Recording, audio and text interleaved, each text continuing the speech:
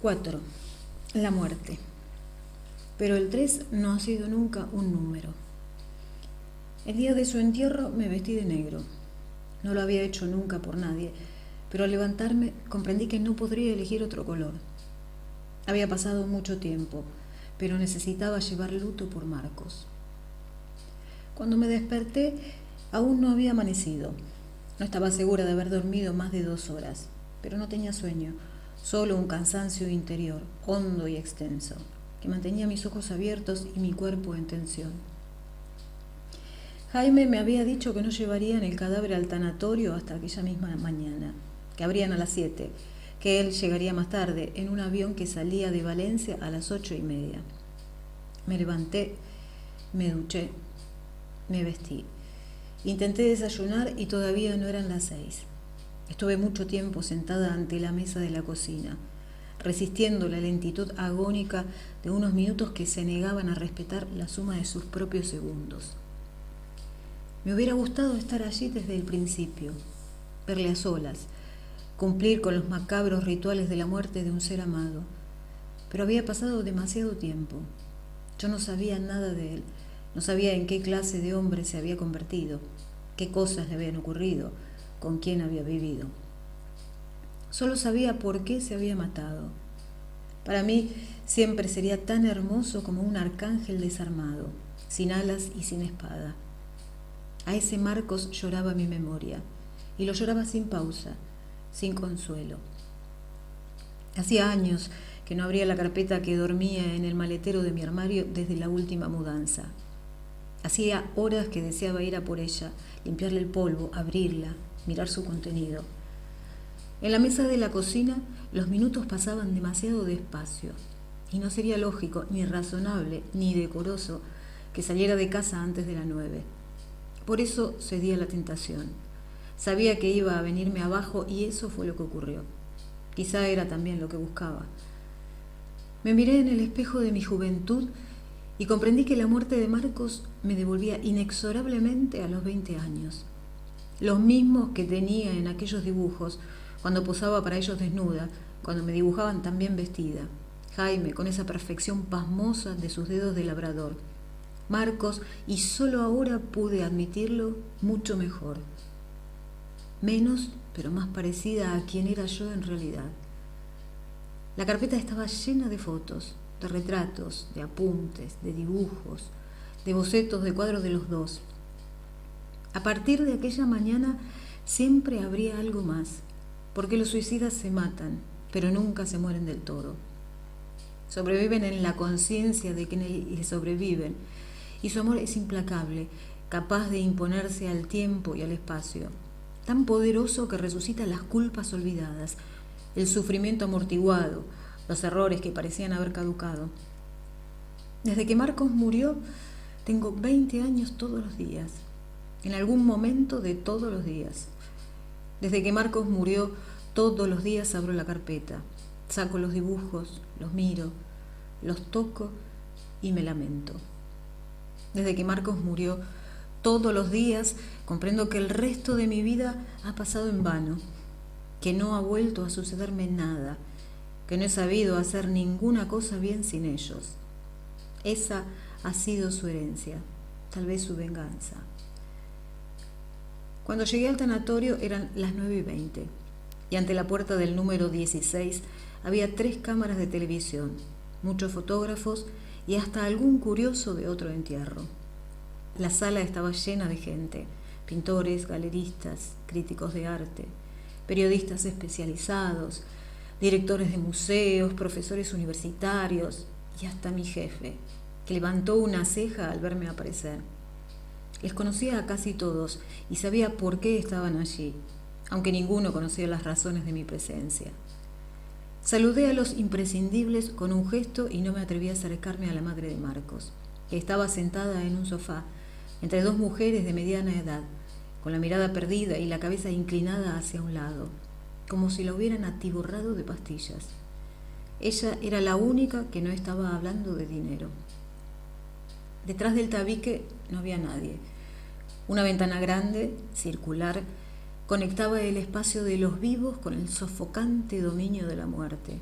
una solemne epidemia de coronas infestando el ataúd, rosas, claveles, lirios, azucenas, crisantemos, margaritas, flores frescas y a medio marchitar cuyo aroma dulzón, como una engañosa contraseña de la podredumbre, parecía atravesar el cristal para derramar sobre mí su perfumada tristeza. Marcos estaba allí, en el centro, muy maquillado, muy pálido. Un trapo blanco rodeaba su cuello con la exageración de esas bufandas que las madres atan debajo de la boca de sus hijos pequeños antes de llevarlo al colegio en mañanas de helada. Allí, en algún lugar entre la barbilla y la garganta, había apoyado el cañón. Allí tenía que estar el orificio de la bala que había atravesado su cabeza para salir por el lado izquierdo del cráneo. La bala que no le había roto la piel, pero sí los huesos, abriendo un camino visible a través de la mejilla, en el pómulo y el arco de la ceja. Aquella ya no era su cara, sino un rostro torcido, deforme, cojo. La muerte había desviado el eje impecable de su belleza sin llegar a destruir la identidad del arcángel maduro que dormiría para siempre en la mitad derecha de su cabeza. Eso no me consolaba. No sé cuánto tiempo estuve allí, sola con él, los dos solos, pese a las fugaces manifestaciones de una curiosidad desagradable y morbosa. Personas que llegaban, le miraban, estudiaban su aspecto, comentaban en un cuchicheo la trayectoria de la bala y se marchaban. No sé cuánto tiempo estuve allí, pero sé que me dio tiempo a deshacerme y a cansarme de estar deshecha, a sentir que mi cabeza estaba llena de agua, luego forrada de corcho, después completamente vacía. Y sé que me senté en el suelo y que me levanté después. Ya estaba otra vez de pie cuando ella entró. Hola, José. Era más joven que yo y más alta. Debía de ser casi tan alta como él y muy guapa. Una mujer espectacular, rubia del todo, con los ojos claros, las piernas largas, un cuerpo estupendo embutido en un vestido marrón. Llevaba un collar de turquesas y estaba tranquila, serena. Tenía los ojos secos, el buen color de un maquillaje discreto. Me había saludado como si nos conociéramos, pero yo estaba segura de que no la había visto en mi vida. Cuando se dio cuenta, se acercó, me tendió la mano y yo se la apreté. Me llamo María. Estuve casada con Marcos durante 3 años hasta hace 6. Él te quería mucho, hablaba mucho de ti. Te he reconocido porque le vi dibujarte de memoria un montón de veces. Apareces en muchos de los cuadros, supongo que ya lo sabes. Sonrió, como si quisiera ofrecerme un pacto de complicidad, un rasgo de simpatía inteligente, civilizada, mundana a la que a mí no me interesaba corresponder. Más joven, claro, como era antes, cuando ella seguía sonriendo. Yo no. Si había aprendido algo en todos los años que habían pasado desde que los perdí, era que nadie como ella podría jamás comprender nada, por muy bien que creyera conocer los episodios de aquella historia. En fin, he venido a buscarte porque Jaime me ha llamado hace un cuarto de hora y me ha preguntado si estabas aquí. Venía de camino, ya debe estar a punto de llegar. Antes de salir, di 2 pasos hacia adelante. Apoyé mis manos abiertas en el cristal de la ventana y lo besé. Mantuve los labios apretados contra él durante unos segundos. Me imaginé que aquella mujer pensaba que estaba haciendo el ridículo, pero lo que pudiera pensar de mí me daba lo mismo. Cuando volví a la sala había mucha más gente que antes. Busqué a Jaime con la mirada, pero no lo encontré. A cambio, vi al padre de Marcos, tan alto, tan guapo, tan parecido al anciano que su hijo nunca llegaría a ser, que al reconocerle estuve a punto de derrumbarme otra vez. Me lo impidió una señora a quien estaba segura de haber visto en alguna parte, aunque no fuera capaz de identificarla en aquel momento. Pero ella no reparó en mi confusión. Se me acercó con pasos decididos. Me abrazó con un gesto de dolor ensayado. Me besó en las 2 mejillas y me dijo que lo sentía mucho. Era la ministra de Cultura. Si me había elegido a mí, Era porque en aquel lugar lleno de gente nadie más estaba llorando a Marcos. Quiero haceros una oferta, pero no hace falta que me contestéis ahora. Podéis pensároslos. Es mejor que os lo penséis antes de decirme nada. ¿Qué llevas en esa bolsa? Jaime le interrumpió cuando estaba tomando aire para seguir. Yo no me atreví a decir nada. Me sentía mal. Sabía que todo iba mal, que iba a acabar mal. Cuando me desperté, Jaime me tenía abrazada.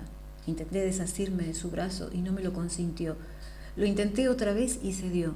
Pero entonces interrumpió a Marcos. Él miró la bolsa. Perdió la seguridad con la que había empezado a hablar. Vacilá. Esto no es nada. Sí, Jaime insistió. Tiene que ser algo y yo quiero saber lo que es.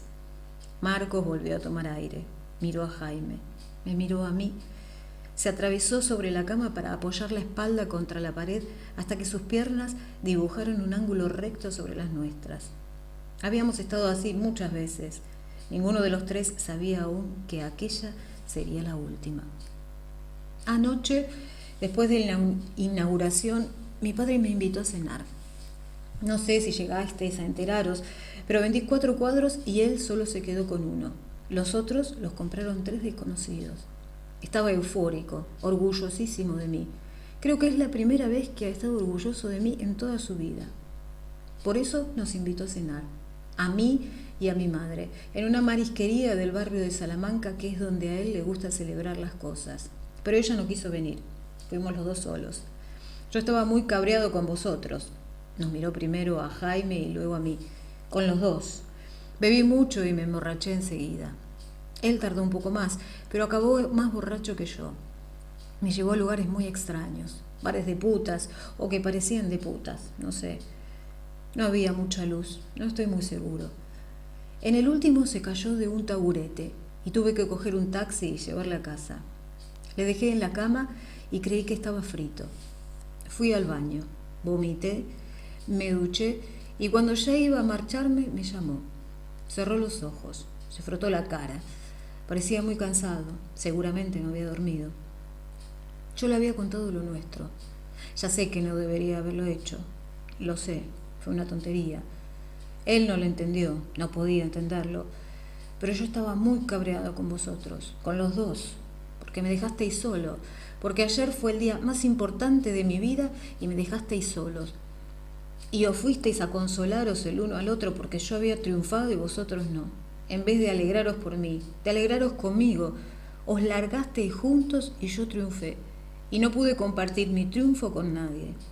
Yo no habría hecho eso. Sí que lo habrías hecho. No, Jaime, yo no te habría hecho eso. Sí, por supuesto que sí. Bueno, da igual. El caso es que se lo conté. Y no lo entendió. Y él también se cabreó. Supongo que conmigo, por ser tan tonto como él siempre ha pensado que soy. Y desde luego contigo, Jaime, por haberte llevado a la chica. Bueno, mi padre es así. Piensa así. Siempre ha sido de la misma manera. No me gusta, pero no tengo otro. ¿Qué llevas ahí? Yo no había despegado los labios todavía, pero entonces grité, porque en vez de contestar, abrió la bolsa y sacó una pistola negra, grande, pesada, que depositó encima de la sábana con mucho cuidado, una lentitud casi teatral. Está descargada, dijo entonces. La he descargado yo. Él me enseñó a hacerlo, a cargar y a descargar un arma, a limpiarla, a disparar. Eso es como montar en bicicleta. No se olvida nunca. Toma, me dijo. Estaba tirado en la cama, en calzoncillos, completamente borracho todavía. El pelo de pecho se le ha puesto blanco. Eso me llamó tanto la atención cuando lo vi que ni siquiera me fijé en lo que tenía en la mano. Toma, me dijo. Es vieja, pero de fiar. Quédatela. Ve y mátalo. Vete a la mierda, Marcos. Jaime tenía los ojos muy abiertos y la voz helada. No estaba asustado, no estaba impresionado, ni siquiera creo que estuviera enfadado, pero sus ojos se habían agrandado y se habían vuelto más blancos, menos oscuros que ellos mismos. Parecía tranquilo, pero estaba enfermo, congelado, poseído por la ira. Nunca le había visto así. Yo no se lo he pedido, Jaime. Marcos parecía tan tranquilo como él y hablaba mirándole a los ojos, sin levantar los dedos de la pistola. No la quiero, y nunca lo haría para matarte. Me mataría yo primero, y tú lo sabes. Eres mi mejor amigo, el único mejor amigo que he tenido en la vida. Y además, no serviría de nada. José me mataría a mí si lo hiciera.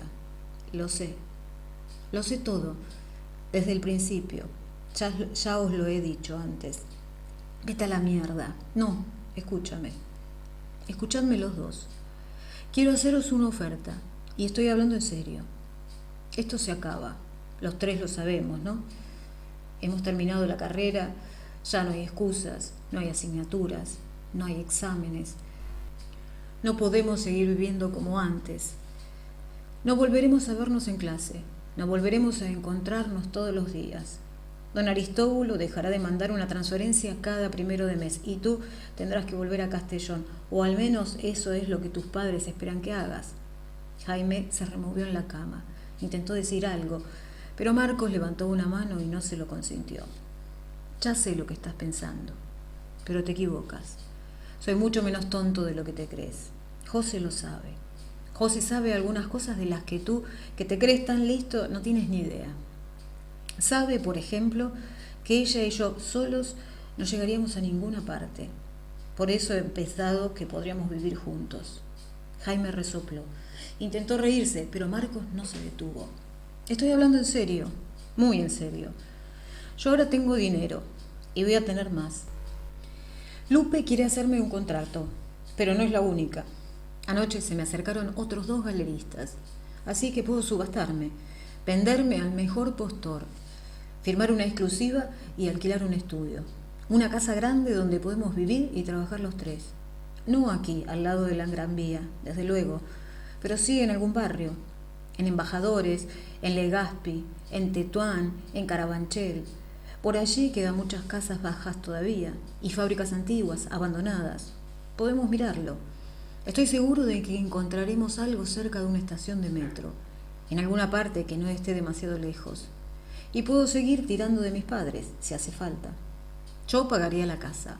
Vosotros tendríais que sacar dinero para vuestros gastos, solamente. Yo le escuchaba hablar, y lo que oía me gustaba, y sabía que tenía razón, y que sería estupendo, pero que no sería, porque Jaime jamás lo aceptaría. Habíamos hablado de eso muchas veces, siempre en broma. Nos haría falta un piso de 3 dormitorios, decía Jaime, porque tendríamos que tener un dormitorio común con una cama grande que sería al mismo tiempo la de todos y la de José, y luego 2 habitaciones más, una para Marcos y otra para mí. ¿Para qué?, preguntaba yo. Para nuestras novias. Ah, así que tendrías novia, ¿eh? ¿Y yo qué? ¿Qué haría yo con mis novios? ¿Y para qué quieres tú más novios? Si con nosotros 2 vas que te matas. Marcos se reía, nos escuchaba y no decía nada. ¿Y si quiero tener hijos? Pues nada, los tenemos. El primero mío, por supuesto. Luego, si Marcos quiere reproducirse, podemos ir alternándonos, uno de cada. Los míos más listos y los suyos más guapos. Que nos llamen papá a los 2, por si acaso, y andando. Habíamos hablado en broma muchas veces, pero aquella mañana Marcos hablaba en serio, más en serio de lo que parecía. A mí no me importa el dinero, eso me da igual. Mi padre tiene mucho, aunque nadie sabe de dónde lo saca. No hace falta que os preocupéis por eso. Y todo lo demás saldría bien. Siempre ha salido bien hasta que... Por eso no me importa. No me importa ser el amigo íntimo, de verdad. Bueno, nunca os lo he contado, pero a mí me cuesta mucho trabajo vivir. Siempre, desde siempre. Es algo difícil de explicar. Como a vosotros no os pasa, seguramente no lo entenderéis. Pero yo siempre he sentido que vivía dentro de un túnel, a oscuras, aparte, lejos de todo. Veía luces al principio y al final. Sabía que existía el mundo, más gente, el sol, la luz, las calles, mis padres, todo eso. Pero no podía salir, ni siquiera quería salir de allí. Era demasiado esfuerzo. Nunca os lo he contado, Pero a mí me da todo mucha pereza. Despertarme por la mañana, levantarme de la cama, vestirme, desayunar. Todo eso me cansa mucho. Estoy muy cansado antes de hacer nada. Tengo que obligarme a hacer las cosas que los demás hacen sin darse cuenta. Y a medida que consigo hacerlas, me siento menos cansado y no más. Es muy raro. Con lo único que no me pasa eso es con la pintura. Pintar es muy importante para mí, pero también lo es para vosotros, ¿no?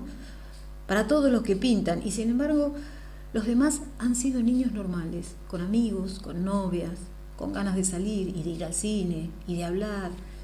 Y eso. Yo no tengo ganas de nada. O mejor dicho, no tenía ganas de nada hasta que os conocí. A ti primero, Jaime, y después a ti, José. Nunca había tenido amigos de verdad. Bueno, tenía amigos. Ellos creían que éramos amigos, en el colegio y eso, pero me costaba mucho trabajo estar. Simplemente eso, estar y hablar y comer y sonreír cuando escuchaba un chiste. Lo hacía de vez en cuando, eso sí, pero solo porque sentía que tenía que hacerlo para ser normal. Igual que tú al principio, José, cuando chillabas aunque no te corrieras. Y eso me cansaba tanto, tanto. Tenía tantas ganas de quedarme un día en la cama y no volver a levantarme nunca más. A veces hasta tenía ganas de morirme durmiendo, un día cualquiera, y no volver a despertarme, no volver a estar cansado ni a tener que reírme sin ganas, no volver a pintar para no tener que volver a decirme que eso sí merecía la pena. Lo de mi impotencia era solo un detalle, y ni siquiera de los más importantes. Había cosas que me daban mucha más angustia, la tristeza, el cansancio, esa sensación de que todo me venía demasiado grande, de que nunca lograría llenar nada, encajar en ninguna parte, descansar de verdad, hasta que os conocí. Y me enamoré de vosotros dos, de José desde luego, pero también de vosotros, de nosotros, de lo que somos los tres juntos. No sé si me entendéis. Nunca he estado enamorado de ti, Jaime, de lo que eres tú, de ti solo. Ya sé que al principio creías que sí, yo lo notaba. A veces me daba la impresión de que me tenías un poco de miedo, hasta que se te pasó. Pero no era así. En eso no tenías razón. De quien sí estoy enamorado es de ti, José. Pero seguramente no me habría pasado si Jaime no hubiera estado por medio, si no nos hubiéramos enrollado los tres. Y tú estás enamorada de él, y yo lo sé. Y sin embargo, y a pesar de todo, sigo estando enamorado de nosotros, de vosotros conmigo, de mí con los dos. No sé si me entendéis. Yo sí te entiendo. Me destapé, crucé la cama, me senté a su lado, me apreté contra él. Sus palabras me habían emocionado mucho. Necesitaba que lo supiera y que supiera que estaba con él. Yo te entiendo muy bien, Marcos, porque a mí me pasó lo mismo que a ti. Acercó su cabeza a la mía y me besó. Y le besé. Nos besamos como si estuviéramos solos. Y Jaime no intervino hasta que terminamos. Yo también te entiendo, dijo solamente, con una voz neutra, insensible, y se calló. Fue como si de pronto los dos hubieran intercambiado sus papeles porque él siguió en silencio, Marcos hablando. Por eso, bueno, yo he pensado, creo que deberíamos vivir juntos, por lo menos intentarlo, ver cómo funciona. Ya sé que las cosas no son ahora como al principio, lo sé que será más difícil, y sé que no me necesitáis, pero así y todo, yo os necesito, esa es la verdad. Puede parecer egoísta, y lo es egoísta, pero al mismo tiempo, con vosotros no me cuesta trabajo hacer las cosas. Si viviéramos juntos, podríamos seguir pintando, y seguiría riéndome y divirtiéndome y levantándome de la cama con ganas de salir a la calle. Yo nunca había sido muy feliz, esa es la verdad. Cuando empezamos con esto, descubrí lo que era estar bien, estar contento.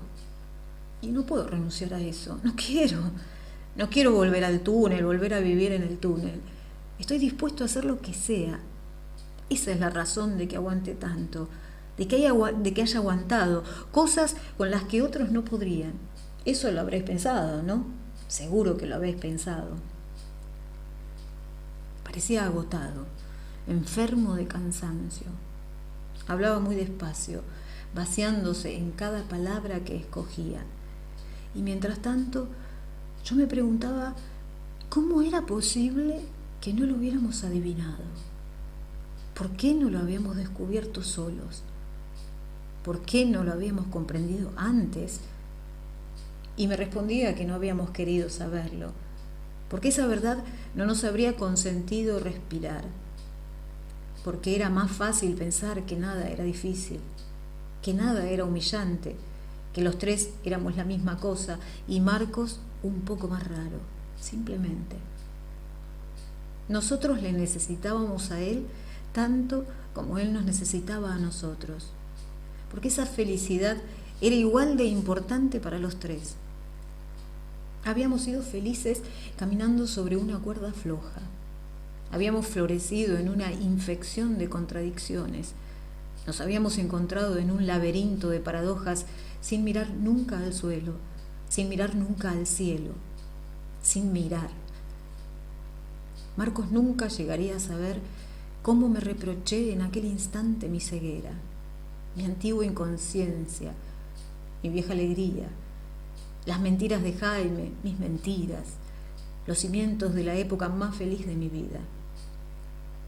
Y sin embargo, no era culpa mía, no era culpa de Jaime, no era culpa de nadie.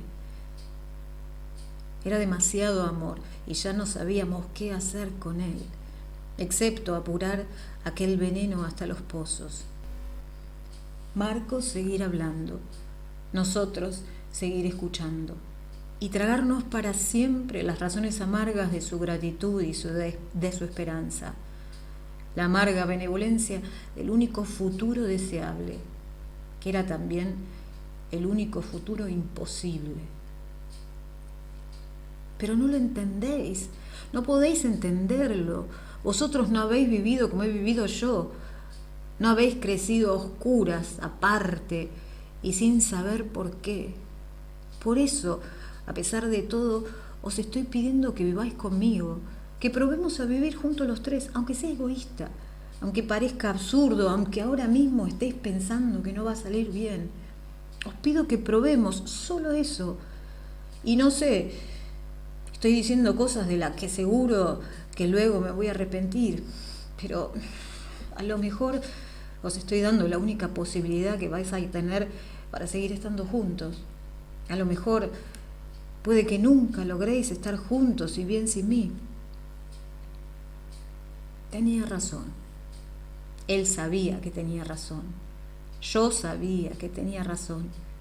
Y Jaime sabía que tenía razón. Por eso no pudo soportarlo más. Era demasiado amor, demasiado grande y complicado y confuso y arriesgado y fecundo y doloroso. Se había hecho demasiado doloroso. Jaime se levantó, buscó su ropa, empezó a vestirse y me partió el corazón. ¿No vas a contestarme?, le preguntó Marcos. Te estoy contestando, respondió él mientras se ataba los cordones de los zapatos. Luego se marchó. Cruzó la habitación sin despedirse de mí, sin pararse a mirarme. No deberías haber traído esa pistola, Marquitos, dijo desde la puerta, señalándola con el dedo, y su voz era tan afilada que hacía daño, y me hizo daño, más daño aún que el silencioso desprecio que había apretado sus labios mientras Marcos decía cosas que yo habría preferido no oír, no saber, no tener que recordar jamás. No deberías haber traído una pistola para decir lo que venías a decir. Primero escuché el portazo y luego nada. La vieja voz del miedo, acaso su antigua compañía, porque al principio sentí solo eso, solo un miedo. Otra vez miedo a perder a Jaime, otra vez miedo a perder a Marcos, otra vez miedo a quedarme sola con mi corazón inservible, ensanchado, desmedido, demasiado grande y vacío para siempre. Tenía mucho miedo y una sensación espesa, grisácea, sucia, que era más triste, más penosa aún que la tristeza, que un grumo en la garganta que pesaba como la desesperación e impregnaba mi paladar de barro y me impedía llorar. Entonces Marcos volvió a hablar, sin moverse, sin mirarme, los ojos clavados en la pared del fondo, el rostro inmóvil, ninguna expresión en sus ojos, en su boca, que se movía como si no le perteneciera, como si fuera ella quien hubiera decidido hablar y hacerlo con una voz de piedra, un acento metálico y helado que yo no conocía, pero resonaba en mis oídos como si llegara desde el fondo de un túnel, el túnel que le acechaba, el túnel que le llamaba, el mismo túnel que lograría por fin tragárselo algún día. A veces creo que yo podría ser un pintor importante. Seguramente me vendré abajo, pero si aguanto, si sigo pintando, puedo llegar a ser un pintor importante. Es difícil de explicar, pero a veces lo siento, lo sé. Por eso nunca me gusta lo que hago, porque estoy seguro de lo que puedo hacer, porque sé que puedo hacer mucho más. Tú tienes talento, José. Al principio yo te admiraba mucho, más que a nadie. Ibas muy bien, pero te paraste y sabías que iba a ocurrir, que te ibas a parar. Te diste cuenta antes que yo.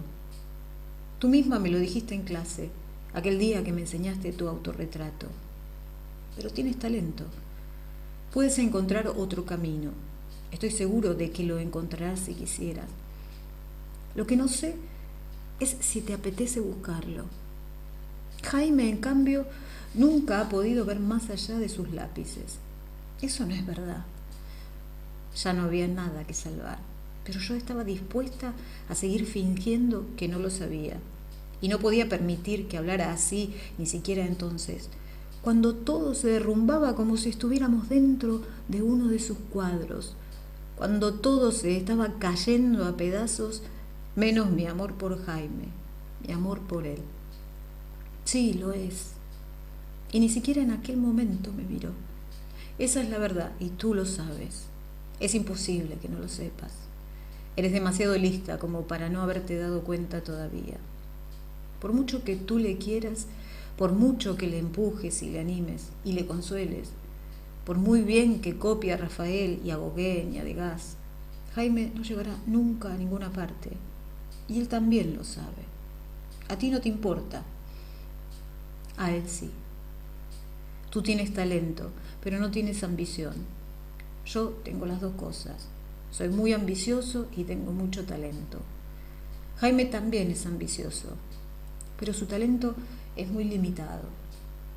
Nunca pasará de ser un dibujante, superdotado, asombroso, extraordinario, eso sí, pero solo un dibujante, capaz de copiar perfectamente lo que cualquier otro haya hecho antes. Es verdad que a veces tiene intuiciones geniales, pero le faltan demasiadas cosas. No sabe pintar como él mismo, y por eso no le queda más remedio que imitar a los demás. Ahora pinta como yo. No le gusta, pero no tiene más remedio, y no quiere testigos. Antes pintaba como tú. No me digas que no te diste cuenta. A veces hasta pienso que has dejado de trabajar por eso, porque has elegido que te quiera antes de que te admire, porque te importa más conservarlo que pintar, porque prefieres que te chupe la sangre a demostrarle que eres mejor que él. No le dije nada. Todo estaba cambiando muy deprisa. Lo que parecía hundido se elevaba, lo que estaba arriba se desmoronaba. Las puertas que estaban cerradas se abrían, las puertas abiertas se cerraban. El sexo y el arte se separaban para siempre, y 4 caballos me despedazaban, tirando de mí a la vez hacia los 4 puntos cardinales. Era mejor no hablar, no decir, ni siquiera sentir. No odiar a Marcos por su genio, no odiar a Jaime por su mediocridad, no desear que uno fuera peor, que el otro fuera mejor, que los dos fueran iguales y yo no hubiera sostenido jamás un pincel, no tomar partido, seguir amándolos al mismo tiempo, a uno porque era el hombre de mi vida y lo iba a perder, al otro porque podría haberlo sido y lo estaba perdiendo también. Era mejor no sentir, no decir, no hablar, porque tenía razón, pero no quise dársela. Jaime había tenido razón antes y no había querido irme con él. Ninguno de los dos había terminado todavía. No te estoy criticando, eso lo entiendo. Me da envidia, Jaime me da mucha envidia, tanta como la que yo le doy a él, y a lo mejor hasta más. Pero a ti te entiendo, y te quiero. Te quiero más por hacer esas cosas, por parecerte a mí. Yo también dejé de pintar por eso, hace unos meses. Os decía que no se me ocurría nada, que no tenía ganas, pero no era verdad. Tenía más ganas de pintar que nunca, porque notaba que iba a dar un salto, lo sabía, y sin embargo dejé de pintar, para que Jaime no empezara a odiarme, para que no me odiaras tú, para no perderte, para no perderos, para que él no se marchara, para que tú no te fueras detrás de él, para que esto no se acabara. Pero se estaba perdiendo igual, los dos estabais cada vez más solos, más lejos de mí, y yo peor, y más harto de Jaime, de que tú le mimaras tanto, de que yo le tuviera tanto miedo, de que era siempre el más importante de los tres, el más fuerte en unas cosas, el más débil en otras, y siempre el centro. Me empaché de mis propios celos, y entonces pensé, bueno, pensé que si triunfaba, a lo mejor tú cambiabas de bando. Otras lo hacen, ¿no? A las mujeres les gustan los ganadores, eso dicen. Y con un pincel en la mano, Jaime siempre será un perdedor. Yo no tengo la culpa. Pero anoche me di cuenta de que estaba equivocado. Tú no te pareces mucho a las demás. Ninguno de los tres nos parecíamos a los demás, aunque Jaime lo va a intentar ahora. Y seguramente lo conseguirá. Pero tendrá que dejarte. Te dejará, porque contigo no lo conseguiría. Contigo me seguiría viendo a mí, me seguiría teniendo delante. Tú serías mi testigo y él no quiere. No se lo puede permitir. Entonces me miró y debió de verme tan vacía, tan destruida, que me abrazó. Me acunó entre sus brazos y empezó a moverme, a mecerme como a una niña pequeña. Tenía razón con lo de la pistola. No debería haberla traído. Ha sido un error. He cometido muchos últimamente. Los tres lo hemos hecho, ¿no? Pensé que sería más blando, más sentimental, que conseguiría darle pena. Al fin y al cabo, sabía que os iba a encontrar juntos en la cama, poniéndome los cuernos. Los cornudos suelen dar mucha lástima cuando lloriquean. No digas eso, Marcos. Había reservado para el final una dosis concentrada de desesperación y yo no la quería, no me la merecía, no estaba dispuesta a bebérmela. No se ha apiadado de mí y tampoco ha querido mi dinero. Él estaba igual de dispuesto a ignorarme. Ese era el plan B. Supongo que tú también te has dado cuenta. Intentar sobornarnos. No digas eso, Marcos. No hables así. Me revolví entre sus brazos. Lo sacudí. Le pegué con manos blandas. Le miré. No hables así, por favor. Él me devolvió la mirada y una sonrisa misteriosamente cruel. Por favor. Has tenido mala suerte, José. Los tres hemos tenido mala suerte. Más te habría valido enamorarte de mí. No sé muy bien lo que pasó después. Sé que lloré y que hice llorar a Marcos. Sé que lloramos juntos. Que él dijo cosas terribles de Jaime, de mí, de sí mismo. Que volvió a mencionar la piedad, el dinero, la fama, el olvido. Que me pidió perdón, que le perdoné. Que en algún momento necesité que él me perdonara. Que me perdonó. Que me pidió que me fuera a vivir con él. Que le contesté que no podía. Que me prometió que me perdonaría cualquier cosa. Que volví a pedirle que no hablara así. Que me dijo que me quería, que le contesté que yo también le quería. Que entonces que fue él que me pidió que me callara, que no dijera tonterías. No recuerdo bien lo que pasó aquella mañana. Supongo que no quiero recordarlo y por eso lo he borrado. Lo he difuminado con el meñique de la memoria, resaltando algunas cosas con trazos muy finos, los lápices de colores de los buenos tiempos. Puedo recuperar el calor y el dolor de recibir tanto amor inservible. Después me dormí. No sé durante cuánto tiempo, pero sé que me dormí. Que él me abrazaba entonces y me seguía abrazando cuando me desperté. Eso sí lo recuerdo, porque mientras se desprendía de mí, sentí su ausencia como si me estuviera arrancando la piel, como si se le estuviera llevando consigo. Me voy. Estaba muy cansado, yo también. Supongo que tú querrás esperarle. Sí. Pensé que a lo mejor aquella era mi última oportunidad para retenerle, para retener a Jaime, para conservarlos a los dos. Pero estaba tan cansada que no encontré otra cosa que decir. Cogió la pistola, se la metió en el bolsillo del pantalón y un escalofrío repentino, como una gota de agua helada, atravesó mi espalda muy despacio. No me dejes solo, José, me dijo antes de salir. No me dejes solo. Entonces fui yo quien se quedó sola. Estuve sola mucho tiempo mientras el sol subía en el cielo. Y cuando empezó a bajar, seguía estando sola.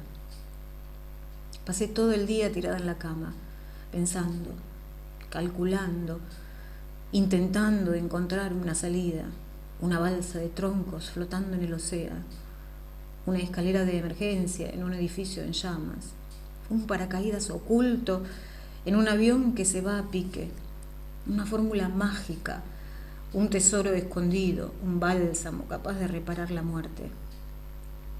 Pasé el día entero pensando y concluí que era posible, que aún podíamos arreglarlo, que merecía la pena intentarlo. Me aprendí de memoria los argumentos con los que iba a convencer a Jaime. Los ordené de diversas maneras. Los repetí hasta que me sonaron bien, hasta que conseguí creérmelos, hasta que él apareció por la puerta, a las 8:30 de la tarde, y se desmoronaron de un soplido, como una torre de naipes. ¿Qué haces aquí?, me preguntó desde el umbral en el tono curioso, cortés, con el que se habría dirigido a cualquier otro conocido si lo hubiera encontrado en mi lugar. Pero yo estaba dispuesta a ser paciente. Te estaba esperando. ¿Y Marcos? Se ha ido. ¿Cuándo? Esta mañana, a las 12 o a las 2:30, no estoy muy segura. Solo entonces entró en la habitación y creí que el interrogatorio había terminado. Se quitó los zapatos, se tumbó en la cama, cerró los ojos y fui hacia él. Me tumbé a su lado. Quise abrazarle y no me dejó. No me tocó. No movió ni un músculo. Se quedó quieto, como si él también pensara que era mejor no sentir, como si estuviera muerto. ¿Te ha dicho que va a ser un gran pintor? No quise contestarle porque no me gustaba esa pregunta. No me gustaba la voz que le había hecho. No me gustaban ni la soberbia ni el rencor que reptaban por ella. Ya no había nada que salvar. Pero no quería que Jaime se humillase, que se arrastrara a sí mismo delante de mí, igual que se había arrastrado Marcos antes. Él no quiso aceptar mi silencio, sin embargo. ¿Te ha dicho que va a ser un gran pintor? ¿Sí o no? Se había incorporado en la cama para gritarme y ahora sí me miraba, de frente y con violencia. ¡Sí!, grité yo también. ¡Me lo ha dicho! ¡Jódete, imbécil!, pensé después, y me pareció imposible haber pensado algo así, pero fui muy consciente de que lo había pensado. ¡Qué gilipollas!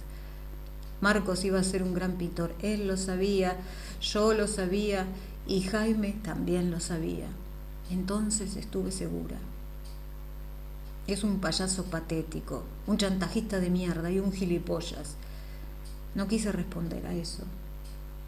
Pasó un segundo que duró 1 minuto, luego otro que duró 2, y después muchos más, largos y secos como granos de arena rellenando mi boca, empastando mi lengua, chirriando entre mis dientes.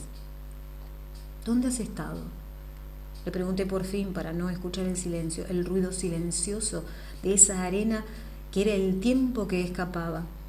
Y aún creía que podría cambiar de conversación, darle oportunidad de pensar en otra cosa, de volverse hacia mí, de abrazarme como antes. Solo pretendía cambiar de conversación, pero teníamos las palabras contadas. Y él quiso pronunciar las últimas con el acento despreocupado, trivial, de los asuntos que no tienen importancia. Por ahí he ido a ver a Lupe. Hemos estado hablando de Marcos. Ya sabes que a ella no le gustaba, ¿no? Eso decía, que no quería exponerle, que su marido la había obligado. Bueno, pues ahora le gusta. ¿Qué te parece? Mucho más que eso, le encanta. Ayer vendió 4 cuadros. Esta mañana le ha colocado otro delante de mis narices a un amigo suyo, un coleccionista de los gordos. Me ha contado que el crítico del País va a ir esta tarde, el del ABC mañana, el de La Vanguardia ha llamado por teléfono. Total, la hostia. Luego he ido a la estación. He comprado el billete y he estado por ahí, tomando copas con unos y con otros. Quería despedirme de la gente. ¿Qué billete? Me miró como si no me entendiera. Estaba borracho como una cuba, pero yo tampoco podía explicarme bien. No sabía, ya no estaba cansada. El miedo no me permitía percibir el cansancio, pero tampoco me dejaba encontrar las palabras que necesitaba. ¿Qué billete te has comprado? ¿Te vas? Sí, mañana por la tarde, a las 4:30, creo. En un talgo. Se echó a reír como si ese detalle fuera muy gracioso, pero no se atrevió a mirarme. Pensaba llamarte. No pienses que iba a marcharme sin despedirme de ti. ¿A dónde te vas? A mi puto pueblo. A hablar en valenciano, a comer paella, a follar con suecas y a no pensar en nada más. Hasta entonces estaba entero. Yo creía que estaba entero, borracho, furioso, descolocado, cabreado consigo mismo y con Marcos y conmigo, pero entero. Y eso me tranquilizaba. Me consentía pensar, reaccionar, analizar las frases del desastre. Creía que estaba entero, pero por fin volvió la cabeza. Me miró y comprendí que estaba hecho pedazos, como todo, como Marcos, como yo. Te quiero, José. Entonces sí me besó. Me abrazó, pegó su nariz a la mía y cerró los ojos. Te quiero. Así terminó todo. Todo terminó en aquel momento. El arte, el sexo, el amor, la alegría. Mi primera muerte se tomó más tiempo.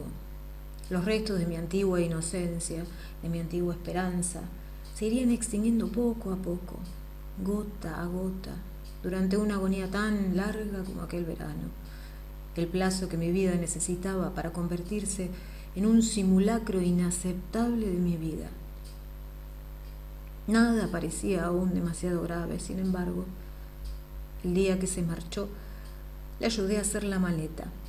Comimos juntos, echamos un apresurado y casi festivo polvo de fin de carrera, y no paró de decirme que me quería. Cuando le acompañé a la estación, ninguno de los dos teníamos ganas de hablar, pero él parecía tranquilo. Por eso no nos despedimos del todo, no para siempre. Y yo solo quise hacerle una pregunta. ¿Qué va a pasar ahora? No lo sé, me contestó. Tengo que pensarlo. Necesito tiempo para pensar. Pero al final se me ocurrirá algo, seguro, ya lo sabes. Siempre se me ocurre algo. Volvió a decirme que me quería y se marchó. Y ya no le vi más. Su imaginación falló por fin. Falló su astucia, su oportunismo genial y carroñero, su talento para resolver con brillantez situaciones imposibles. Yo nunca le fallé, pero eso no fue bastante. Le escribí muchas veces aquel verano, cartas muy largas y minuciosas, en las que le iba contando todo lo que me pasaba, que era nada, muy poco, y que le echaba de menos. Él contestaba algunas, de vez en cuando, 2 o 3 líneas desganadas y corteses, entre las que podía leer un esfuerzo creciente de no confesarse, de no querer saber ni contarme la verdad. Al borde de septiembre le mandé un mensaje tan escueto como los suyos, en una de esas postales que él prefería a mis folios escritos por las 2 caras. Necesito saber una cosa, Jaime, escribí solamente.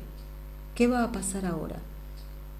Aquella vez me contestó muy pronto, en otra postal bien franqueada, con mi nombre y mi dirección escritos en letra muy clara, y nada más. El espacio reservado al texto estaba en blanco. Desde entonces, solo supe de él a través de Marcos. No habíamos vuelto a vernos desde que me pidió que no le dejara solo con la pistola de su padre en el bolsillo. No nos habíamos escrito ni habíamos hablado por teléfono en todo el verano. Ninguno de los dos se había atrevido a conjurar la ausencia de Jaime. Y sin embargo, y aunque todo lo bueno se hubiera acabado, a él también le había echado mucho de menos. No podía querer a Jaime sin querer a Marcos. No podía llorar a uno sin recordar al otro. Por eso me alegré de que me llamara tan pronto, el mismo día que volví a Madrid. Y acepté el recelo que envolvía sus palabras como un precio muy barato a cambio de la emoción que me devolvía su voz. Pero fui tan cautelosa como él en el momento de fijar una cita. Quedamos cerca de la casa de mis padres, lejos de la nuestra, en una cafetería vulgar y a una hora tonta, inocua, las 6 de la tarde.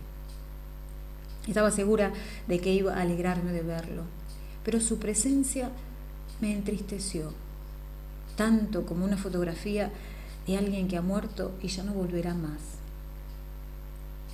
Jaime me ha pedido que le mande sus cosas. De momento se va a tener que quedar por allí. Ha encontrado un trabajo en un colegio, creo. Hablaba con tono cuidado, pronunciando tan bien las palabras, desgranándolas despacio, en un orden tan pacífico, que comprendí enseguida que no me estaba diciendo la verdad. Sigue estando muy mal de dinero, ya lo sabes, y se lleva fatal con su padre, así que no sabe cuándo podrá volver. Necesita ahorrar un poco antes. Bueno, Yo quería preguntarte qué quieres que haga con tus cosas. He alquilado un estudio estupendo en un ático de la calle Fuencarral, un 7º piso. Está muy cerca de la glorieta de Bilbao, pero no se oye nada. Parece increíble y tiene mucha luz. Hace chaflán y es todo exterior. Espera a verlo, no te lo vas a creer. Si quieres, puedes trabajar conmigo. Tengo sitio de sobra. No, Marcos, gracias. Intenté sonreír, lo conseguí. Le cogí una mano, se la apreté. Creo que no me apetece pintar. Avísame cuando vayas a por las cosas de Jaime y yo recogeré las mías. El día de la mudanza, después de ayudarme a cargar la última caja en el maletero del coche, me preguntó si me apetecía acompañarle a la reapertura de la Galería de Lupe. Y lo hizo en un tono nuevo, distinto, como si el eco de su voz le asustara de pronto. Yo le había rechazado y a él no se le había olvidado. Me di cuenta de eso.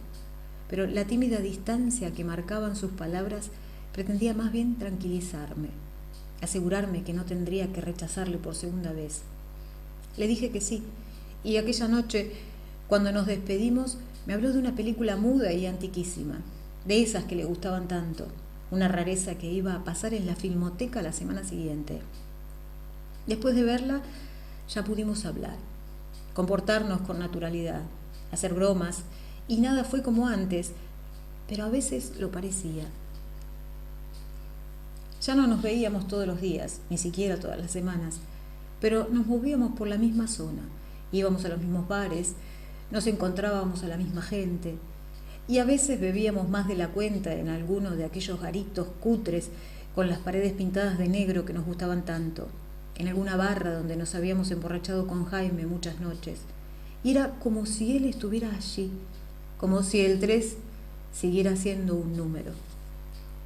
A veces el disjockey tenía buena memoria. Para ti, nos buscamos el paraíso. Y la música desvanecía su recelo, mi desaliento.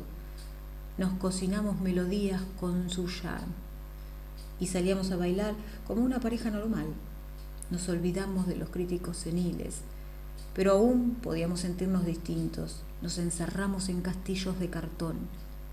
Encerramos en un castillo de cartón una fortaleza fragilísima y sólida al mismo tiempo como una roca, como había sido una vez la ecuación perfecta de nuestros cuerpos impares, que nos había dado más de lo que habíamos tenido nunca. Entonces Marcos dejaba de tratarme como si fuera un bidón de gas inflamable, y no se preocupaba porque nuestros brazos se rozaban ni vigilaban con el rabillo del ojo los centímetros que separaban nuestras cabezas. Entonces nos besábamos, mucho, durante mucho tiempo, como si él fuera un soldado y yo una muchacha desconocida que celebra la llegada de un ejército extranjero a una ciudad remota, con el mismo miedo, con la misma avidez, para combatir la misma clase de desesperanza. Marcos estaba enamorado de mí. Yo estaba enamorada de Jaime. Jaime ya no estaba. Pero a veces aún podíamos fingir que no lo sabíamos, que no había pasado, que no nos importaba. Y una noche, al salir del último bar, hacía mucho frío, un otoño muy duro, extendía sus brazos hacia un invierno que sería peor. Y yo no quería estar sola, su estudio estaba cerca. Le cogí de la mano al salir a la calle y le dije, vamos. Y él me entendió. A veces todavía lográbamos entendernos sin hablar, pero el silencio blando y confortable que nos amparó en el camino de ida se hizo áspero y espinoso después, mientras yo era más consciente que nunca de que mi cuerpo tenía un lado izquierdo, una oreja y medio cuello y un hombro y un brazo y una mano y un pecho y media cintura y una cadera y un muslo y una rodilla y una pierna y un pie, y cada poro de mi piel, cada pliegue, cada nervio deseaba a Jaime, preguntaba por él, le llamaba a gritos. No era bueno, no era fácil, no era justo. Tampoco era justo ni para Marcos ni para mí. Y sin embargo, se repitió varias veces, porque no podíamos hacer otra cosa, porque no teníamos nada más. porque el mundo estaba encogiendo, porque era cada vez más pequeño y nosotros estábamos cada vez más solos, más perdidos en una soledad que ya no bastaba y que no sabíamos compartir. No era justo para ninguno de los dos, no era bueno. Pero para Marcos fue más fácil, porque él seguía pintando, pintaba más que nunca y cada día mejor. A mí me gustaba verle trabajar y pasaba muchas tardes en su estudio, mirándole, admirándole, asombrándome de su poder, de sus progresos, esa potencia que no se agotaba nunca. Le quería tanto que empecé a aceptar que tenía razón, que más me habría valido enamorarme de él. Y sin embargo, ni siquiera se me ocurrió intentarlo.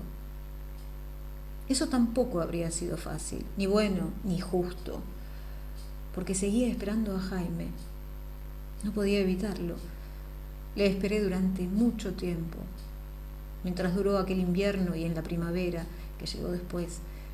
Estaba segura de que un buen día volvería, de que antes o después tendría que volver, porque no podía estar tan ciego, no podía haberse vuelto tan estúpido, ni tan soberbio, ni tan cruel.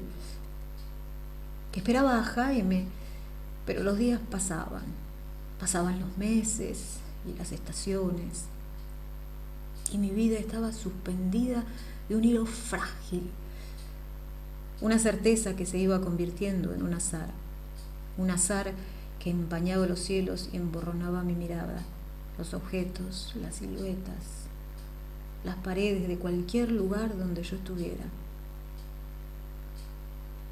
He pensado una cosa, ¿sabes, Marcos? La verdad es que no sé cómo no se me ha ocurrido antes. Él había retrocedido unos pasos para estudiar el cuadro en el que estaba trabajando. Acababa de preguntarme si quería una copa. Yo le había dicho que sí. Era ya tarde, las 9 de la noche. Pero estábamos a finales de mayo. Había mucha luz todavía. Voy a ir a ver a Jaime. Entonces me miró como si acabara de darle un susto. Una expresión de alarma que interpreté mal y que no me impidió seguir hablando. Este fin de semana o el que viene voy. No vayas, José. Apartó sus ojos de los míos, los paseó por la habitación, volvió a mirarme. Es mejor que no vayas. Se fue a la cocina y me fui detrás de él. Le vi sacar 2 vasos de un armario, abrir la nevera, buscar hielo y hacer todo esto muy despacio. Sirvió las 2 copas a la vez y me tendió la mía, como si adivinara que iba a venirme bien antes de seguir hablando. Jaime no está bien, está hecho un gilipollas. Pero cogió su copa, pasó por mi lado, volvió al estudio y yo fui tras él, sin atreverme a preguntar todavía. No entiendo. Se había sentado en un sofá. Yo cogí una silla, me senté frente a él, apreté unos puños imaginarios y procuré prepararme para lo peor. El tono de Marcos, sus gestos, la parsimonia exasperante de todos sus movimientos me tenían en vilo, en un punto indeciso entre el terror y la angustia. Pero hacía mucho tiempo que no sabía nada de Jaime y pensé que cualquier cosa sería mejor que renunciar a saber, que cualquier noticia, por mala que fuera, serviría al menos para acercarme a él. Me equivocaba y Marcos lo sabía. Por eso me devolvió una mirada grave antes de empezar. Iba a partirme la cabeza con un martillo y no quería. Pero probablemente pensaba que yo me lo había buscado. Y era verdad. Jaime está viviendo con una tía de 35 años, separada de un constructor millonario y forrada de dinero. Eso me dijo, y siguió hablando en el mismo tono neutro, indolente, como si le trajera sin cuidado el sentido de cada palabra que pronunciaba. Le trata como si fuera un oso de peluche. pero a él le gusta, o por lo menos a mí me dio la impresión de que le gustaba. Se llama Eva. Está muy buena y es tonta del culo. Vive en la playa, en un chalet enorme, con un jardín enorme y un ático enorme donde Jaime se ha montado un estudio de la hostia. Pero de la hostia, ¿eh? No te lo puedes imaginar. Debe de tener ya 500.000 de lápices. Ella se mete cocaína y él también. Los dos beben mucho, se acuestan a las 9 de la mañana, se levantan a las 3 de la tarde, se bañan desnudos en su piscina y dan fiestas cada 2 por 3. En fin, lo típico, ya sabes. Son los más guapos, los más modernos y los más cosmopolitas de toda la provincia de Castellón.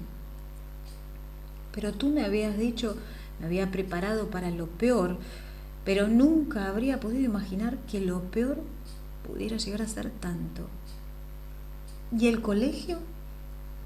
Lo del colegio era mentira. Él hizo una pausa, se inclinó hacia adelante, me cogió de la mano. Lo siento, José. Te conté eso porque no quería contarte la verdad. La verdad es que Jaime no hace nada. Bueno, pinta, eso sí, trabaja mucho. Ya sabes a qué velocidad trabaja cuando quiere. Ella está muy colgada de él y juega a ser su mecenas, su agente, su modelo, su musa. Jaime pinta y ella lo paga todo. Por fin ha podido mandar a su padre a la mierda y por ese lado está encantado. Y tú sabes todo eso porque has ido a verle, claro. Sí, un par de veces. Estuve allí a finales de agosto, cuando acababa de enrollarse con Eva. Y volví hace un mes, cuando te dije que iba a Barcelona a entrevistarme con un par de galeristas. Inauguraba una exposición. Me llamó y me dijo que quería que estuviera con él. Y fui. Y lo que vi no me gustó nada. Los cuadros eran muy malos, pero vendió bastante, porque la tía esta es de una familia de mucha pasta y conoce a todo el mundo. Ella lo organizó todo. Le buscó la galería, las entrevistas, los clientes, todo. Pero entonces Jaime sí está bien. Me levanté, cogí el bolso, el periódico. No tenía ni idea de lo que quería hacer, de a dónde iba a ir, pero sabía que no podía estar allí ni un minuto más. Está de puta madre. No, no está bien. Y él lo sabe. Lo sabe.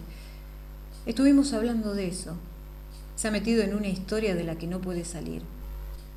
Pero sabe que no puede. No esperé a que terminara la frase. Tampoco cerré la puerta y por eso pude escucharle mientras bajaba las escaleras a toda prisa. No te vayas, José. Por favor, no te vayas. El estudio de Marcos estaba en el 7º. Bajé 2 pisos corriendo, otros 2 andando a buen ritmo. Los 3 últimos tan despacio como si me faltaran las fuerzas para llegar al final. Mientras corría, me limité a maldecirle mientras andaba. Aún podía jurarme que iría a verle de todas formas, que le encontraría, y me lo echaría a la cara y le daría 2 bofetadas y le obligaría a reaccionar, a volver a ser él mismo, a volver conmigo, con Marcos y conmigo. En el 3º comprendí que nadie me había hecho nunca tanto daño, que nadie podría hacerme más daño jamás, porque Jaime no me había abandonado, no me había dejado, no se había marchado, había hecho algo mucho peor que eso. Había trazado una línea en el tiempo y en el espacio, había partido el mundo en 2 mitades, me había desterrado de la única mitad a la que yo pertenecía. Me había obligado a renunciar a Marcos y a vivir sola entre los demás. Debería odiarle. Y sin embargo, le amaba. No sabía por qué. Pero sabía que era amor lo que sentía al pensar en él en esa casa enorme, con esa mujer mayor tan rica que le mimaba tanto, y ese estudio imponente a la orilla del mar y 500.000 de lápices. No lo entendía, pero lo amaba. Con el amor intenso de los buenos tiempos y el más intenso aún de los tiempos peores. Y debería haberle odiado, pero no podía. Nunca podría odiarle. Porque era todo lógico. Todo tenía sentido. Jaime era así. Había sido así desde el principio. Y lo que antes me había unido a él, ahora me lo arrebataba para siempre. Bajaba las escaleras muy despacio, pero al llegar al segundo, me pregunté a mí misma qué esperaba. ¿Dónde habría podido acabar Jaime? ¿Qué podría haber hecho si no con su polla acojonante y su ingenio fabuloso, con su brillantez para resolver situaciones imposibles y su oportunismo genial y carroñero, con su talento para mentir y ese instinto que hacía que siempre tuviera razón en una cama?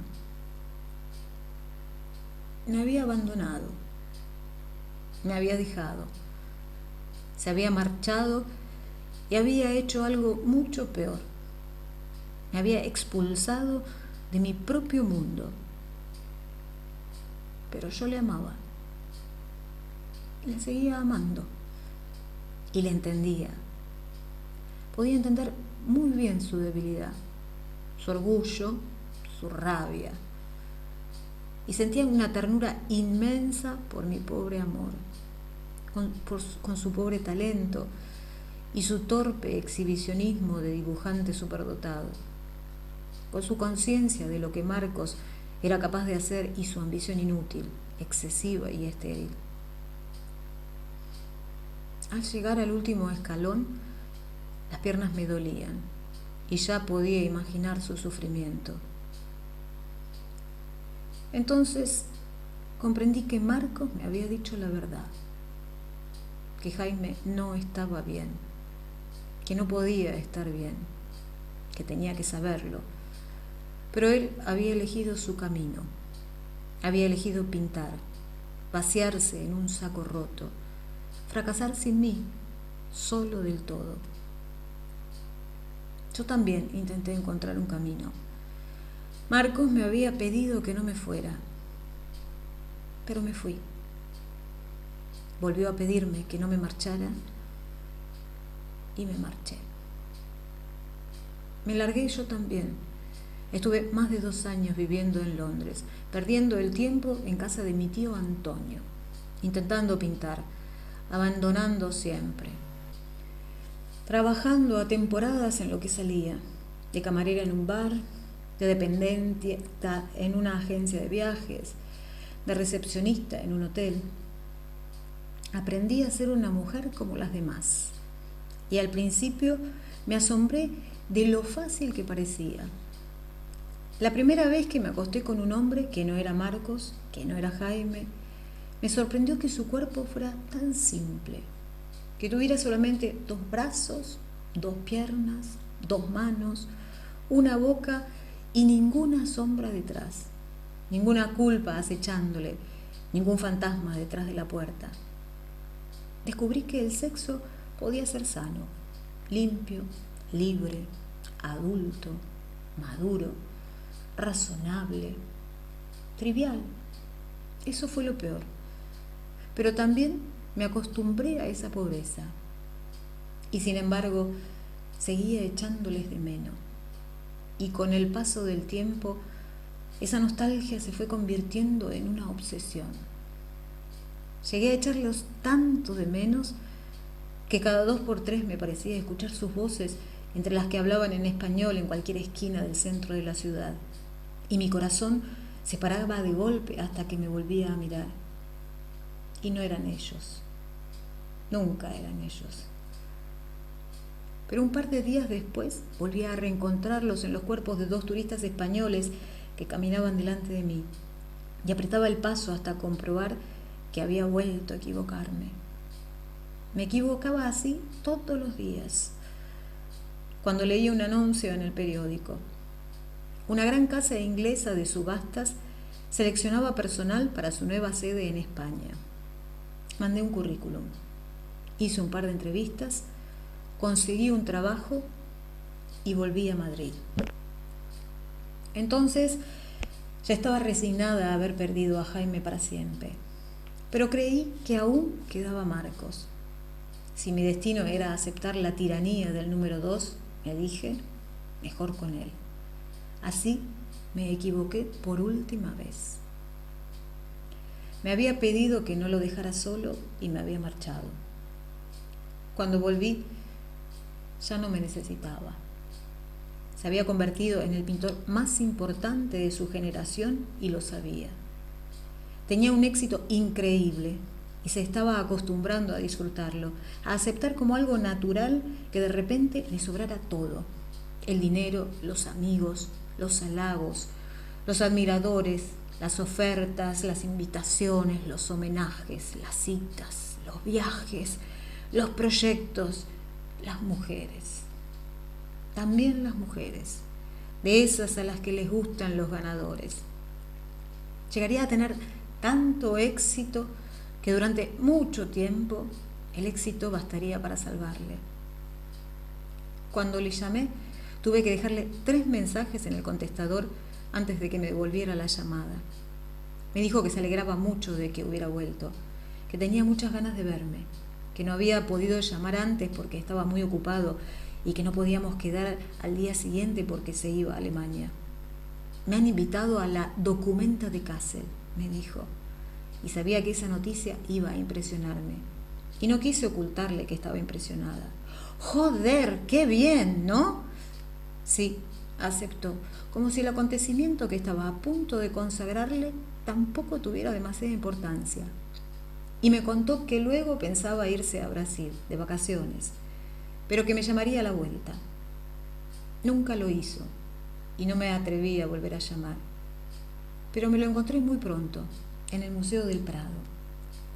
Aquella era la inauguración del año, una gran exposición institucional de pintura barroca española con préstamos de los museos más diversos, cuadros de Velázquez, de Rivera, de Murillo, de Zurbarán, que nunca habían vuelto a casa hasta entonces. Pero él, Marcos Molina Schulz, primero de España y emperador de Alemania, era la estrella. Le vi venir desde lejos, atravesar la sala por el pasillo espontáneo que la gente abría a su paso, sonreír a los advenedizos habituales que le abrazaban, ellos, y le besaban ellas, para que nadie pudiera dudar de la amistad que les unía con el genio emergente. Los que no tenían la suerte de que se lo hubieran presentado alguna vez se daban codazos, murmuraban, le señalaban con el dedo. Yo no hice nada, no me acerqué a él, no le llamé, pero él me vio, me miró y vino a saludarme. Iba vestido de blanco, unos pantalones de verano y una camisa suelta, amplia. Llevaba una pulsera de semillas en la muñeca de la mano derecha y el pelo más largo que la última vez que nos habíamos visto. Estaba tan guapo que daba miedo, muy moreno y más que eso. Era todavía muy joven, los dos lo éramos entonces, y sin embargo parecía mayor, más maduro que yo, mucho más seguro, como si por él hubiera pasado una vida entera mientras a mí no me pasaba nada.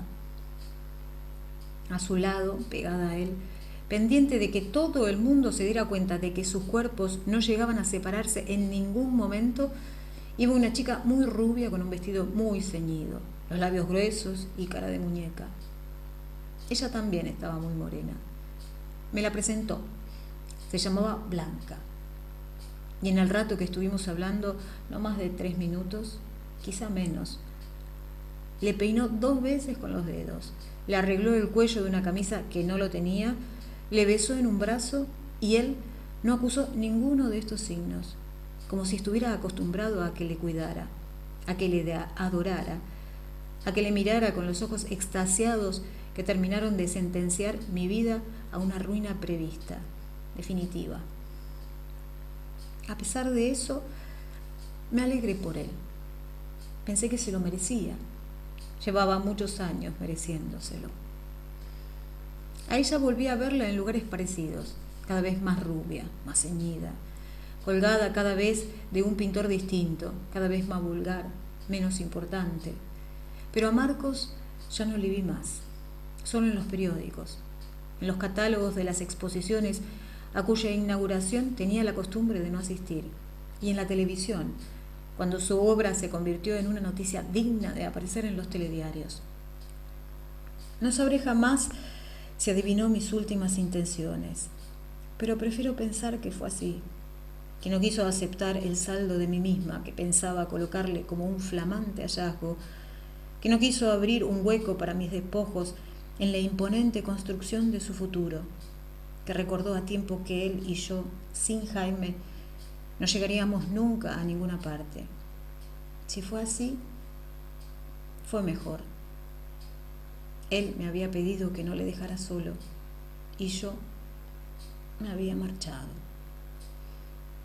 Cuando regresé, su recuerdo y el recuerdo de Jaime estaban vivos, pero todo lo demás se había vuelto tan lejano, tan extraño, tan improbable como si nunca hubiera sucedido. Después trabajé. Durante mucho tiempo trabajé en mi oficina, en mi cabeza, en mis amistades, en la calle y en los bares, en las cenas y en las fiestas trabajé. Con el hombre que escogí para casarme durante el tiempo que duró nuestro noviazgo, en la casa que estrenamos juntos el día que nos casamos y después, trabajé duro. Trabajé tanto que dejé de advertir que mi vida ya no era otra cosa que puro trabajo, un feo simulacro de mi vida. Y seguí trabajando hasta que pude extirpar su recuerdo, hasta que logré avergonzarme de ellos, de mí misma, de todo lo que amó mi corazón. Trabajé sin cesar, sin pensar, sin pararme jamás a descansar. Trabajé hasta agotarme y no sirvió de nada. Estuve casada 5 minutos, menos de un año, 8 meses y 3 días de trabajo forzados, más exactamente. El divorcio fue trivial, tan indoloro como la boda, y por eso seguí trabajando. Trabajé duro, trabajé sola durante años enteros. Y luego conocí a otro hombre, un agente de bolsa, amigo de mi hermano, muy rico, muy inteligente, muy inculto. No distinguía a Juan Gris de Piero de la Francesca y le daba lo mismo, pero era divertido. Me recordaba mucho a Jaime. Estaba todo el tiempo haciendo bromas, riéndose de sí mismo y de los demás. Yo había perdido la memoria del tiempo que había pasado desde que había dejado de reírme. Había perdido la memoria del tiempo. Había perdido la memoria. Hasta que una noche fuimos a cenar a casa de unos amigos suyos, agentes de bolsas y sus mujeres. Eran todos muy ricos, muy inteligentes, muy incultos, no tenían nada que ver conmigo. Pero yo era una gran trabajadora, una campeona del trabajo forzoso y solitario. Y todo iba bien, iba más o menos bien, hasta que alguien encendió la televisión y fue buscando una película pornográfica de canal en canal. Todo fue bien hasta que la encontró.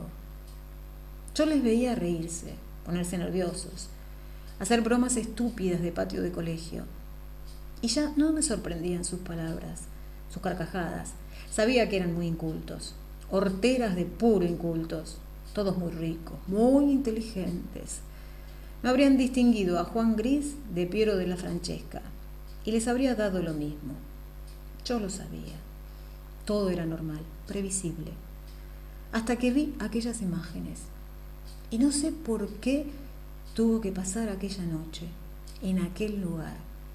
No era la primera vez que veía imágenes como aquella, pero quizás la chica se me parecía. Era castaña, casi rubia.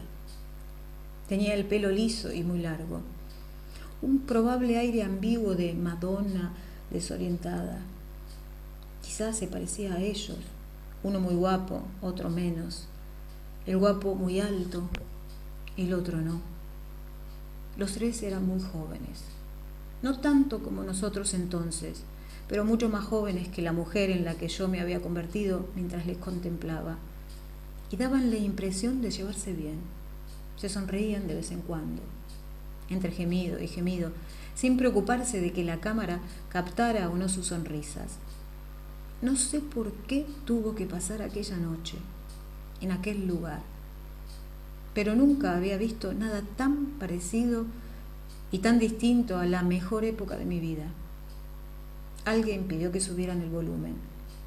Alguien lo hizo. Y era todo verdadero, todo falso. Los gritos y las palabras y los gestos y los suspiros. Era todo tan verdadero, todo tan falso, que me encerré en un cuarto de baño y me puse a llorar. Cuando salí, había echado a perder mi maquillaje, pero había recuperado la memoria. El recuerdo de otra vida mejor y verdadera. Una cama grande, un balcón soleado, el olor del agua ras y de 3 cuerpos sudorosos, el humo del hashish, el ruido de los besos, de la risa. Y mi memoria decidió que las dos estábamos tan cansadas que no volveríamos a trabajar nunca más. Había sido demasiado amor, tanto como el que yo podía dar, más del que me convenía. Fue demasiado amor. Y luego,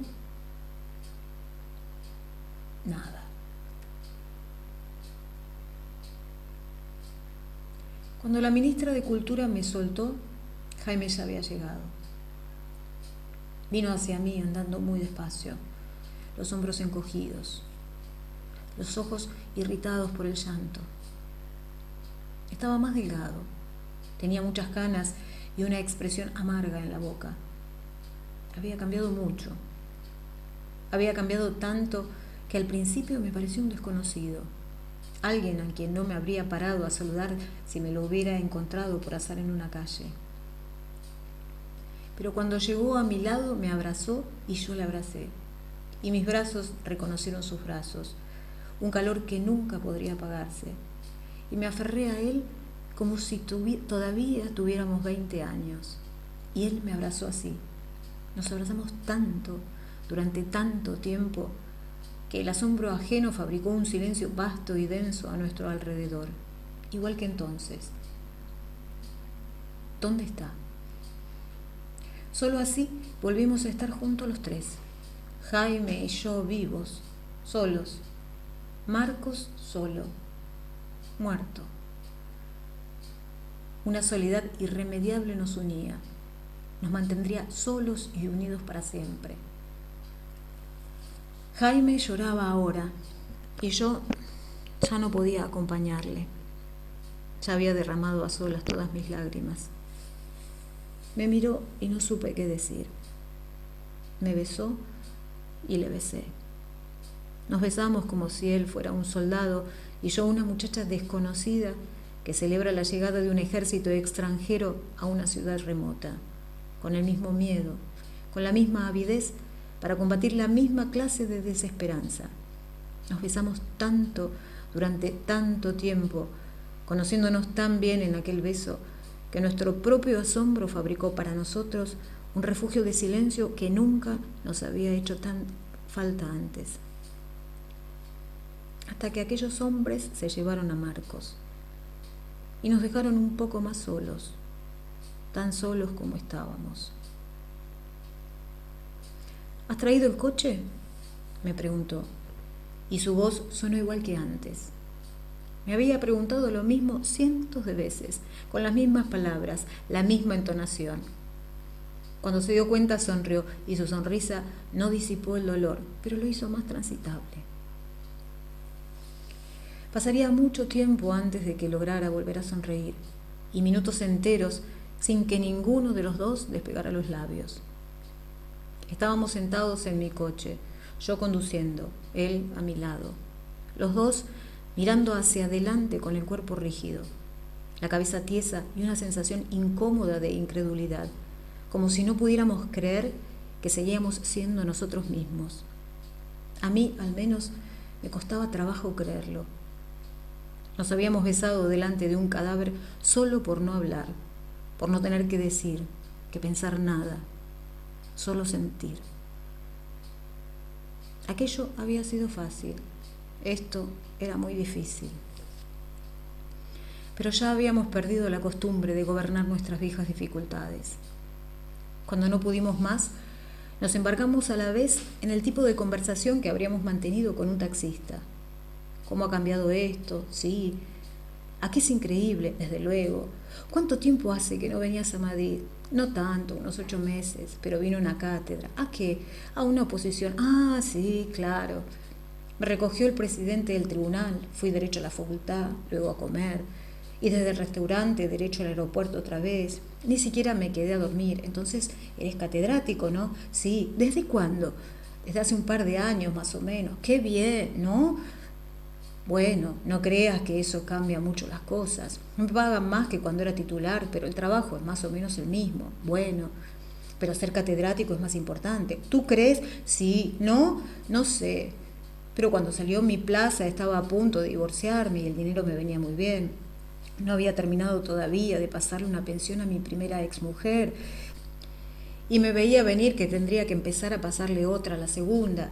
Al final la pobre no me pidió nada, pero llevaba un montón de meses preparándome, así que al final saqué la cátedra igual. ¿Y los niños? ¿Qué niños? Pues, no sé, ¿no tenías niños? No he querido tener hijos, con ninguna de las dos. ¿Y tú? ¿Yo qué? ¿Tú tienes hijos? No, yo tampoco, pero estás casada, ¿no? También estoy divorciada, pero solo me equivoqué una vez y me di cuenta enseguida, ni siquiera celebramos el primer aniversario. Ya, es que tú siempre has sido más lista que yo. Uy, no creas, yo no estaría tan segura. Y en ese momento me di cuenta de que ninguna conversación con un taxista habría llegado tan lejos. Ninguno de los tres hemos querido tener hijos, dijo entonces, como si no hablara conmigo, como si lo pensara solo para sí mismo. Marcos tampoco los tuvo. No quedará memoria de nosotros. De él sí, le contesté. Sí, es verdad, admitió dándome la razón con la cabeza. De Marcos sí. Él tendrá una memoria larga, quizá eterna. Ahí pudo terminar todo. En ese punto podríamos haber dado marcha atrás, concentrarnos en la obra de Marcos, comentarla, analizarla, valorarla, calcular su precio, comportarnos igual que los demás asistentes a su entierro. Pero él prefirió demostrarme que aún podíamos parecernos a nosotros mismos.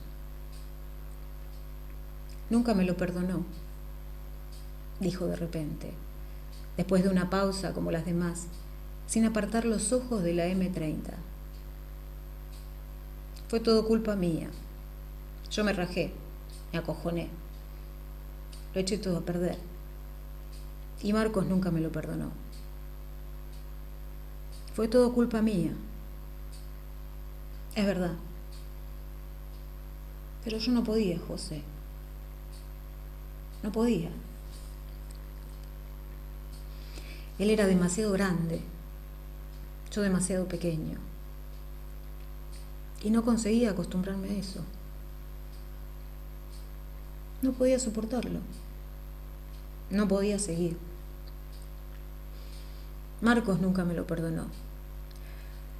Pero a veces pienso que si no me hubiera marchado, si hubiéramos vivido los tres juntos, tú y yo juntos, y él mirándonos, quizá todo habría acabado peor. Para mí no, le contesté. Para ti también. No. Para mí lo peor empezó luego. Todo lo peor me ha pasado después. Pero vosotros seguisteis juntos. Me abandonasteis y seguisteis juntos. Tú elegiste abandonarme a mí y seguir siendo su amigo. No es verdad. Yo no pude elegir, no podía elegir, ya lo sabes. Hablamos de eso muchas veces. Y al final me traicionaste. Dejasteis de pelearos por mí y me eliminasteis. Me dejasteis fuera, aparte. He visto cuadros suyos dedicados a ti y tu nombre en la lista de agradecimientos de todos sus catálogos. Había vuelto a llorar sin darme cuenta. No sabía si lo que acababa de decir era verdad. porque nunca lo había pensado antes. Hasta aquel momento nunca me había dolido la certeza de que ellos habían seguido siendo amigos. Al contrario, me gustaba descubrir el rastro de Jaime en la vida de Marcos. Me gustaba tanto como verme retratada en las muchachas de sus cuadros. Su nombre, el de Marcos, el rostro de mis 20 años, fabricaban un hilo delgado pero irrompible, un vínculo delicado y secreto que nos mantenía unidos por encima del tiempo y la distancia. Sobre las nubes que atravesaban sin pausa y sin clemencia el cielo bajo el que yo había vivido sola, y ellos no. Sin embargo, reprochárselo al único que aún podía escucharme me consoló en aquel momento por la pérdida del que ya no podía defenderse.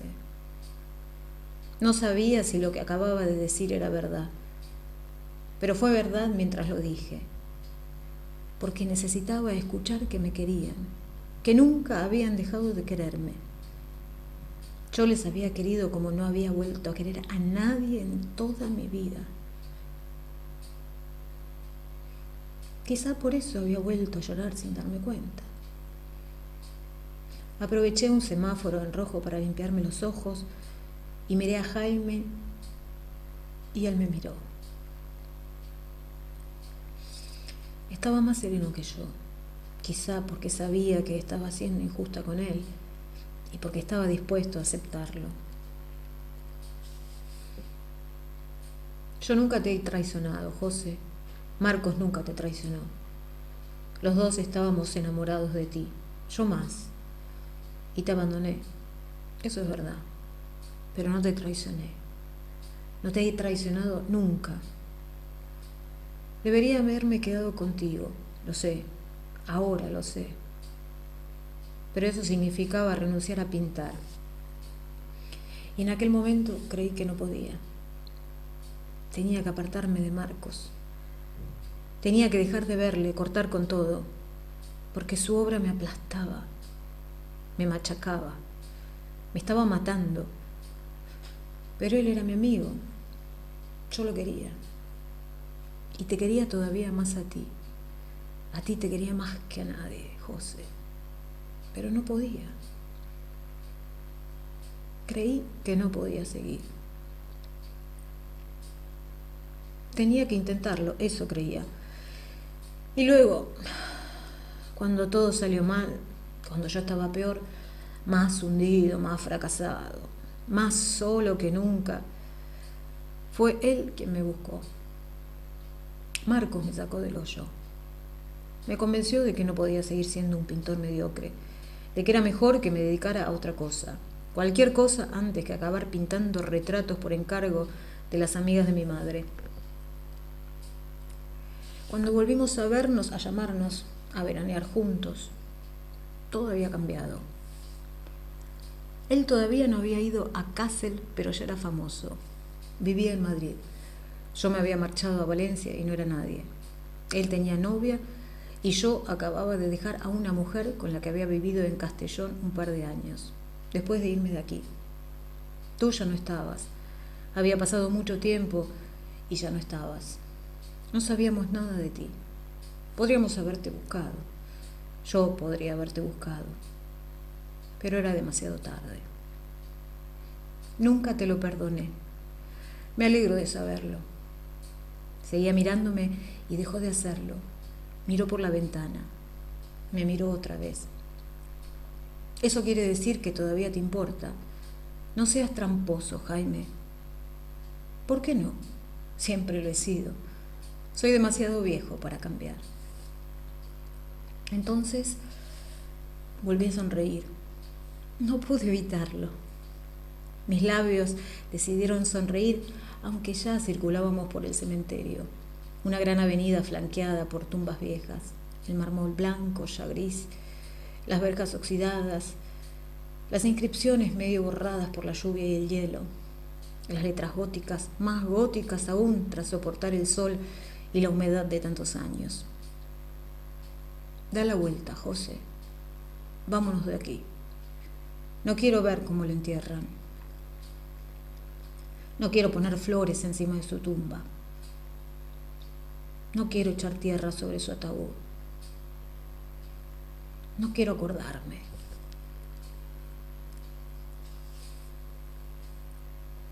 No terminó la frase, no hacía falta. Pisé el freno y los otros coches empezaron a adelantarnos. Allí iban los pintores, los galeristas, los críticos de arte, los periodistas especializados, los directores de museos, los profesores universitarios, su exmujer, mi jefe, y todos seguirían hablando de dinero. Vámonos, José, insistió. A él ya le da igual.